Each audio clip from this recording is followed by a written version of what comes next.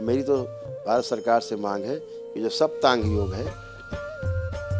ये बहुत बड़ा उपहार होगा यदि आप मानव जाति को अष्टांग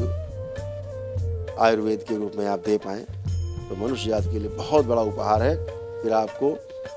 तमाम औषधि केंद्र नहीं खोलने पड़ेंगे, जन औषधि केंद्र, और आयुर्वेद ही इसका समाधान है। हम किसी विद्या से लड़ने की घोषणा नहीं कर रहे, हम किसी भी चिकित्सा पद्धति से हम विरोध नहीं रखते, हम किसी भी चिकित्सा पद्धति को कमज़ोर नहीं मानते, हम किसी भी चिकित्सा पद्धति का अपमान नहीं करना चाहते, लेकिन हमारी जो चिकित्सा पद्धति भारत की है, आयुर्वेदिक चिकित्सा पद्धति है, उसका सम्मान हो, प्रमाण के आधार पर उसका सम्मान हो, अनुसंधान उस पर जो दरबार ने किया है उस पर आप लोग रिसर्च कर पाएँ,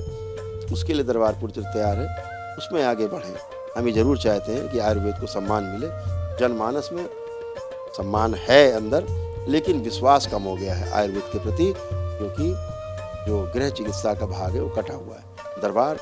भूली हुई इस विद्या को उसमें जोड़ने का प्रयास कर रहा है। मैं सभी आयुर्वेदिक चिकित्सकों से भी अनुरोध करूँगा, आग्रह करूँगा और उन सबका आह्वान भी करूँगा कि आप सब दरबार से जुड़ें और इस विद्या के द्वारा लोगों में आयुर्वेद के प्रति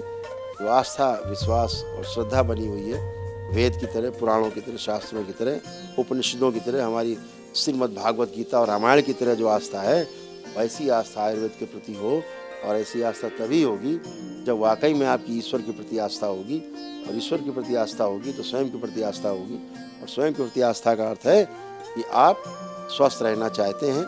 तो हम भारत की जो विद्या ऋषि मुनियों की विद्या है उस पर हम ट्रस्ट कर पाएंगे,